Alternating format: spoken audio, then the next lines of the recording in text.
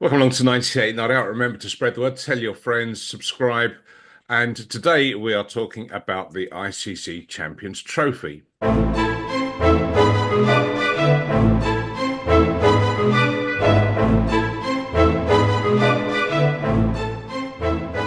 It's a great pleasure to welcome back a very old friend of 98 Not Out, Mr. Rahul Patil from sportsfreak.co.nz. Rahul, how are things in sunny New Zealand today? It is hot. And look, I've just moved from Wellington to Auckland for work. And it looks like a small distance. It's only an hour by flight. But boy, does it make a difference to the temperature. It is so good to get as further away from the South Pole as possible. And it's a great summer so far. Apparently, it wasn't so good last year here, and it wasn't very good in Wellington last year either. So it's hot and long may it last. Do they call it Windy Wellington? Is that one of the nicknames for it? It is the windiest, one of the windiest cities in the world, and especially cricket is a game where the external forces of nature are so impactful on a game of cricket. I've had so many cricketers say to me that it is so difficult to bowl when in a Wellington wind. When you're bowling against the wind and you're trying to run in, it has thrown many of fast bowlers off their line and length. So yeah, it's not easy. Okay, so we are here to talk about the ICC Champions Trophy, where the unfancied underdogs, India, managed to pull off a shock result. Yeah, well, India's been called a lot of things over the last 2 or 3 weeks. Underdogs and unfancied are not two words that have been used. So good on you for bringing that up. But look, for a long time now, India's been a very, very good white ball side. I saw a stat the other day wherein in ICC tournaments, they've won 23 of their last 25 games or something like that. Now, the only two losses were in the World Test Championship final against Australia and in that ODI World Cup final against Australia again. Apart from them, they won that T20 World Cup unbeaten. They've won this one unbeaten. Um, they're just a phenomenal white ball team. And I put it down solely. And I know there's a lot of talk about undue advantages and not traveling and staying in one location, etc., etc. But I put down India's success to one thing and one thing only is their strong bench strength. I don't think any team in the world today can boast of the riches of having a bench strength as strong as India's. I mean, just look at this tournament. Look at the players who didn't play in this tournament for India. You can make not 11, you can make a 15 out of that. Can you imagine a Rishabh Pant not playing a single game? A player like Arshdeep Singh, who was so good in that T20 World Cup, not getting a single game. Bumrah's out injured. Mohammad Siraj didn't play this. You've got people like Sanju Samson, Surya Kumar Yadav, Abhishek Sharma, Ruturaj Gaikwad, you've got Rinku Singh, you just got a plethora of talent there, which is just waiting to come on the scene, and they're not getting a chance because the team is so good.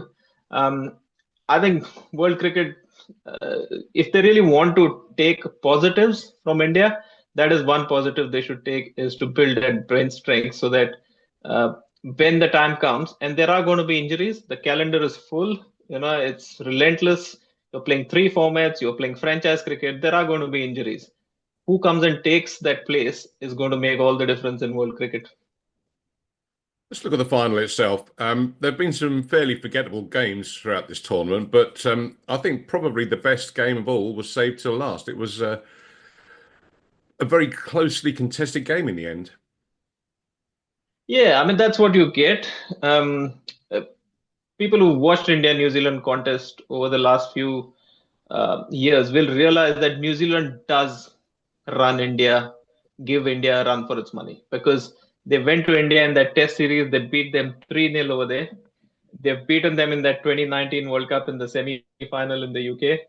They have also beaten them at a T20 World Cup in an ICC event in the UAE before this as well. So, look, New Zealand, they're scrappers, they're fighters, they give it their all, and they put a decent score on the board. I wouldn't say it was a match-winning score. It was slightly below par, but it was a decent fighting total on the board. And they fielded brilliantly and they bowled to their plans. In the end, India just had enough skill in those conditions to get home quite easily. But still, they stretched it and they stretched it to the limit. They just didn't have that knockout finishing punch, as we say, that you need in finals.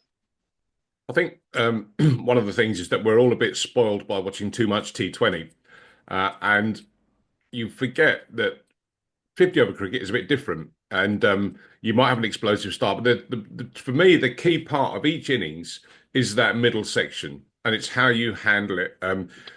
I would suggest that you start aggressively, you get some runs on the board in the first, say, 20 overs, and then that middle bit, it's about maybe not losing wickets, trying to keep the scoreboard ticking over. And where sides often go wrong is they slow down completely, and there's too many dot balls, and then there's a panic and a loss of wickets. Is that the Yeah, difference? you've hit the nail on the head because at let's take this game for example. When New Zealand lost Williamson's wicket, the score was about 75 for three, and New Zealand was still going at over 6 runs and over, thanks to that fantastic start that they got from Rachin Ravindra. Now, all it needed at that time was for Daryl Mitchell and Tom Latham to come together, knock the ones and twos, the odd boundary, keep that scoreboard ticking, five, 5.5, 6 runs and over, just keep the strike rotating. But they went into an absolute shell, as you said, they just blocked, because in their mind, I think they had two choices to make. They probably knew they had to get to 275, 280 on that wicket. But in their mind, they thought we are 75 for three. In the effort of trying to get to 275, 280, what if we fall short and we go horribly wrong and we end up with 200? The safer option is to play those dot balls, conserve your wicket, and then make sure the team gets to 250. And they chose that second part. The problem is in big finals, when you've got titles on the line, you cannot afford to be conservative. You've got to take the aggressive option. You've got to go for that 275, 280, because in the end, you see that even 250 wasn't enough.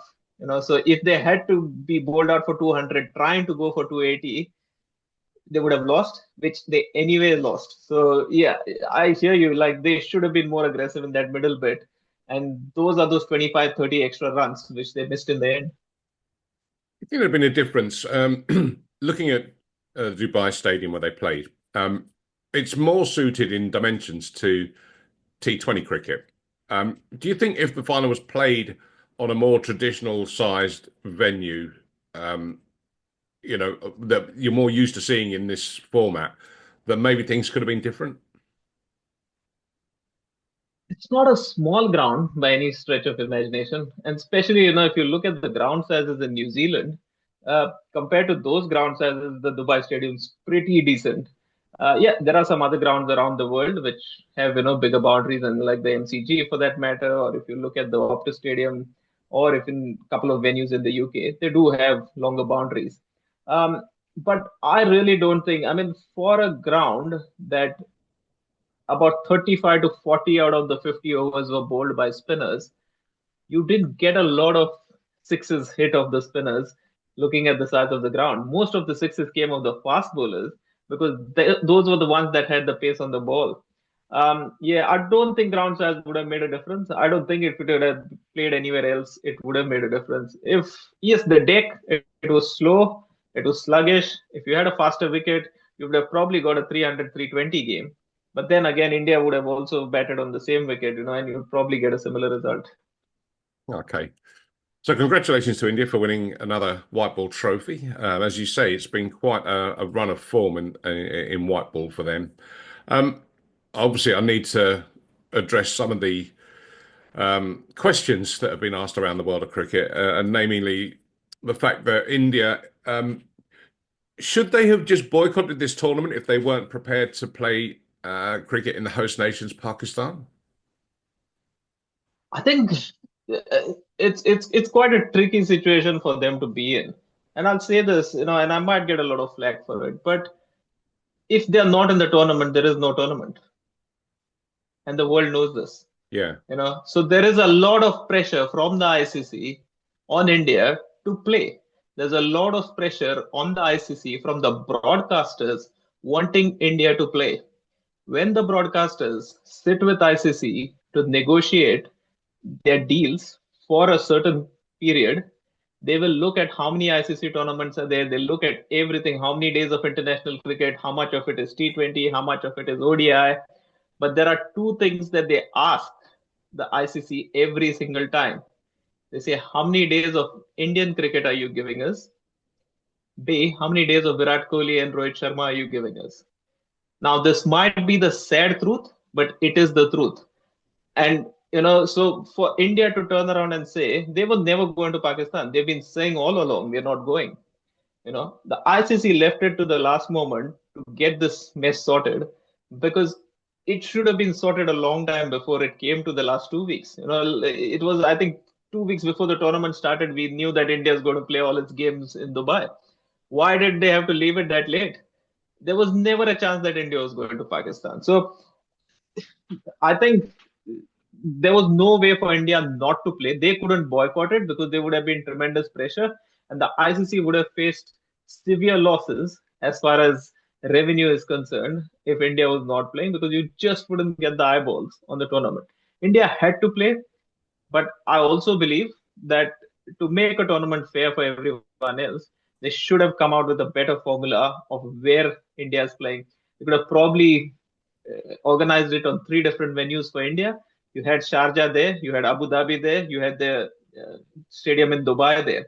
At least India would have played on different surfaces, different cities, different dressing rooms, different hotels, whatever, all the complaints that people have would have kind of been satisfied by doing that. But I think they left it too late, and then it became a logistical nightmare to kind of move everything around, which is why then they decided just to use Dubai. Um, Not ideal, but it is a fact that you cannot ignore the commercial aspect of the game. Yeah, I like that idea of them at least moving around Dubai because, as you say, they just stayed in the same hotel. They didn't have the travel logistics. New Zealand travelled, I think, something like 7,000 miles in their progress through the tournament. The other point you make about eyeballs is, I think I read as well that for these global tournaments, it's something like 80% of viewers and involvement come from India and the kind of like associated communities and whatever spread throughout the world. Um, that's pretty powerful. What I would ask though, is that an abuse of India's power? Should there be something be done to kind of just level the playing field a little bit? I think, again, there's a couple of things in here. Now, you look at the timelines of this tournament. The game starting in 10 o'clock at night in New Zealand, and the game finishing at 6 in the morning. Which person who's got a 9 to 5 job to do every day is going to stay up all night Yeah. and watch this game, unless his name is Rahul Patil, But but that's the issue we have here is because the game is a global game and it's being played in one place, you're always going to have corners of the world where it's going to be difficult to watch. What's happening right now is because the Indian market is so big, even game timings are now being managed around that. In the Caribbean also, the timings of the games were made in such a way that it would be prime time viewing in India. I have a slightly different opinion here, is that the people in India are so crazy about cricket that whatever time of the day you show it to them, they will still find a way to watch it. So the ICC has got to be a bit smart here and say, look, these guys are going to watch this regardless. Let's also try and make it at a good viewing time for some of the other countries in the world as well. That is one thing. You cannot do much about the fact that one country is so crazy about the game and they're so mad about it, and 80% of the revenue is coming from there. At the end of the day, the ICC is looking at the dollars and making sure that this is my hen that gives me the golden eggs. I don't want to do anything to that hen, and keep it as healthy and as happy as possible to do it. I do hear your point though, but again, I know of examples where the BCCI, with the amount of money they make themselves with the IPL and everything else involvement in the game, and the share of the ICC's profits that they get because of the amount of revenue they generate, they do a lot of good for the game as well. And I don't think it gets highlighted as much. It's very easy to kind of look at the negative side of it, but look at the transformation that has happened in Indian domestic cricket. Previously, if you're a domestic cricketer in India, you had to have another job, and once you retired, you had to have a full-time job to make a living for yourself. Today, if you're a domestic cricketer, you can be a professional cricketer, you can focus on the game and do everything, and once you're retired, you would make enough money as a domestic cricketer to make sure you lead a decent, comfortable life for the rest of your life. All that money has come into the game thanks to the BCCI making the money. So there is a lot of good that happens, but sometimes I think in the narrative, that gets lost. Should there be? Look, I also work with associate nations. The T-shirt I'm wearing right now is the Cook Islands Cricket Association T-shirt, and I know firsthand the kind of disparity in wealth that the top teams get versus what associate nations get. So I'm no stranger to it, and I do feel that there has to be some sort of leveling of the field.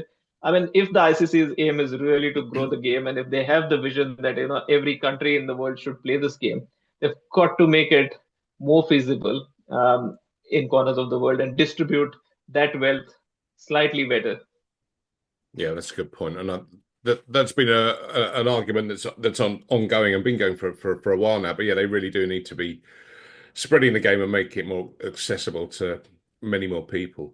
So, is this now, in your opinion, a crossroads for both India and New Zealand in terms of changing the team, players moving on? Is there a change of selection coming? What do you think? There's change in the air? There was some sort of, I'll call it rumors because that's what we get nowadays in the world of social media. Yeah. But there were rumors floating around that if India were to win this, Rohit Sharma would hang his boots up from one-day cricket as well. They did that at the end of the T20 World Cup. He and Virat and Ravindra Jadeja said we're not going to play T20 internationals anymore. And there was news floating around of a similar kind of decision in the one-day game. But he's come out in the press conference and he squashed all those rumors and he said, look, I'm not going anywhere. We are in 2025. The next ODI World Cup's in 2027. So that's 2 years from now. Rohit's already 38 at the moment as we speak. And look, in that final, when he was smacking those sixes, charging down the fast bowlers and hitting them back over their head for six, there's nothing wrong with the eye. and so he's still in good nick. So I'm sure he can carry on for a couple of years. I feel somewhere that 2023 World Cup final, which they lost after winning everything up until the final, has been somewhere. And I think these are professional cricketers. They've achieved heaps, but these are the small things. There's a tick box somewhere that Rohit feels I need to have another crack at winning this ODI World Cup. Because remember, in 2011, Virat won it when Tendulkar and Sehwag and all of them were there, but Rohit wasn't part of that team. So he's got a T20 World Cup under his belt. He's probably going for that ODI World Cup. Now he's got a Champions Trophy as well as captain. So I don't see any changing of the guard as far as India is concerned.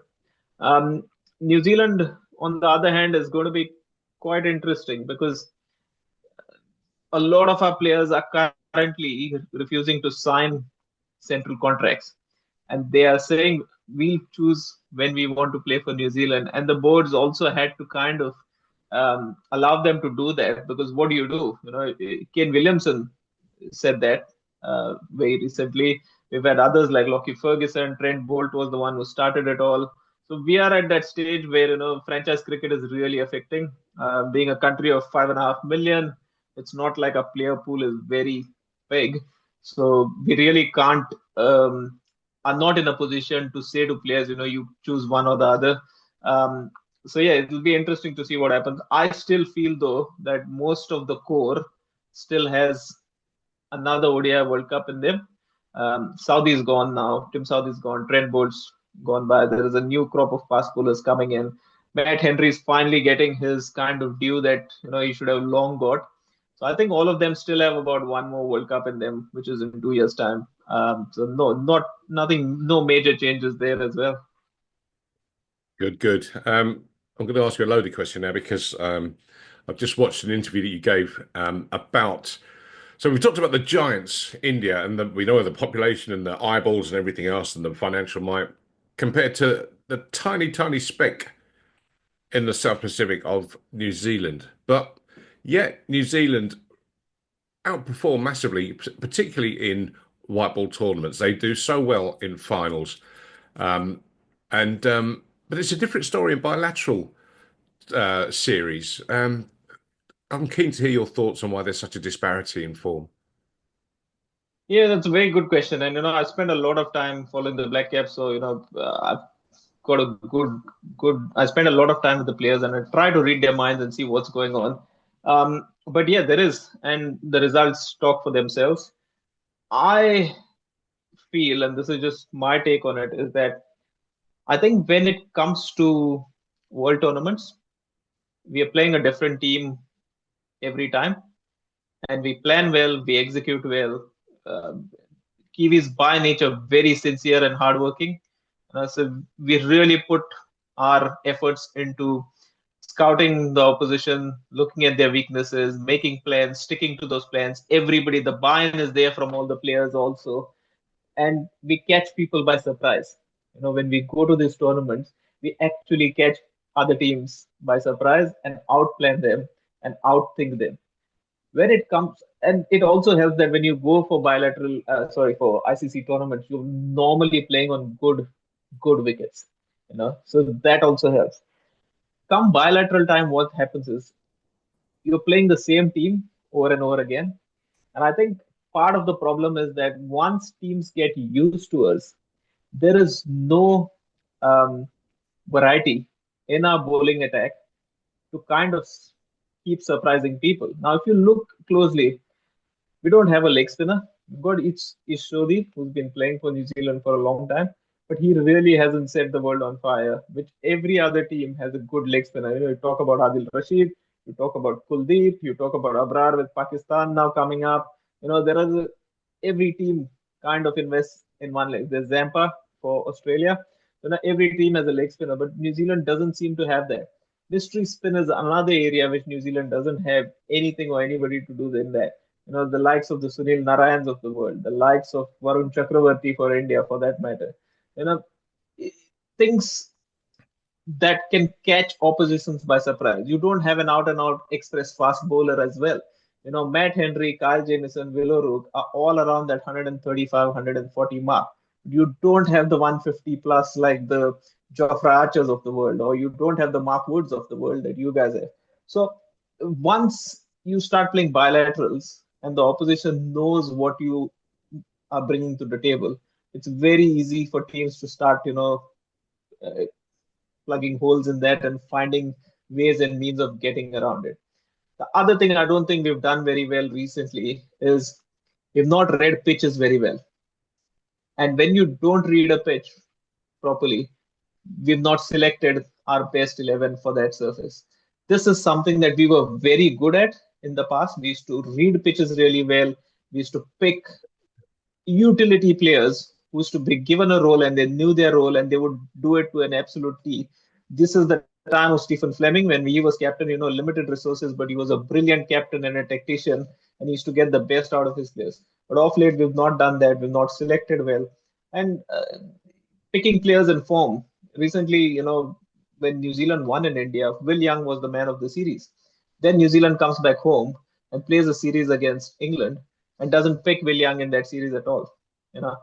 Until the last test where Conway was having a baby, so he took some leave, and that's when Will Young got his chance, and Will Young scored some runs against England in that last test, and New Zealand ended up winning that test match.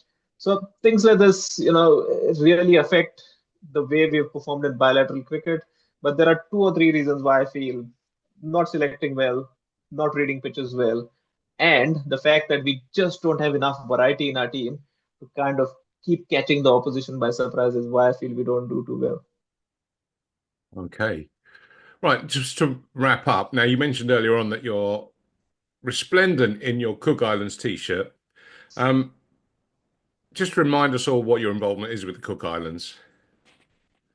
Right, so I am the manager of the Cook Islands national men's cricket team. So whenever the Cook Islands men play international cricket, I travel with them. I manage the team. I also do a bit of analysis work for them. Recently, I've also been given an added role to be a strategic director for them, just to kind of use my experience, my cricketing experience, in showing them means and ways of running things slightly better, smoother, and making life easier for people who are not that well versed with the administration side of the game. Um, so that's what I do with them. Recently, I did go to an East Asia Pacific conference that the ICC had organized. I represented the Cook Islands there. It was my first ICC conference and quite an eye opener to know how much the ICC is doing in the background to promote the game, and what kind of support is there available. But yeah, one of the sad realities of the game is that it is an expensive game. When you travel for international cricket, there are flights involved, there are hotels involved, there are none of our players get paid anything. We are all amateurs. But at the same time, there are some inherent costs that you have to bear when you're trying to play international cricket and move up the rankings. And I think we're doing really well as the team because the core of our team is based in New Zealand. So these are Cook Islanders who living in New Zealand, working in New Zealand, or are of Cook Island heritage themselves. So we do punch well above our weight in the region and win a lot of games of cricket. But yeah, financially we do need some help. So if people want to learn more, what's the best way for them to find out? Best way is to get in touch with me. So my Twitter handle is one that but for people who don't, so you can get hold of me on Rahul Patil NZ. That's my Twitter handle. And if you want any information about the Cook Islands, we were just doing our budget recently, and this year in 2025, for everything that we have planned for this team, the women are going to Bali to play in a tournament.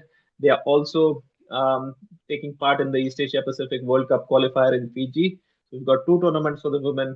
The men are going to Japan to play in a tri series against Japan and Indonesia, and then playing some bilateral T20s against Japan.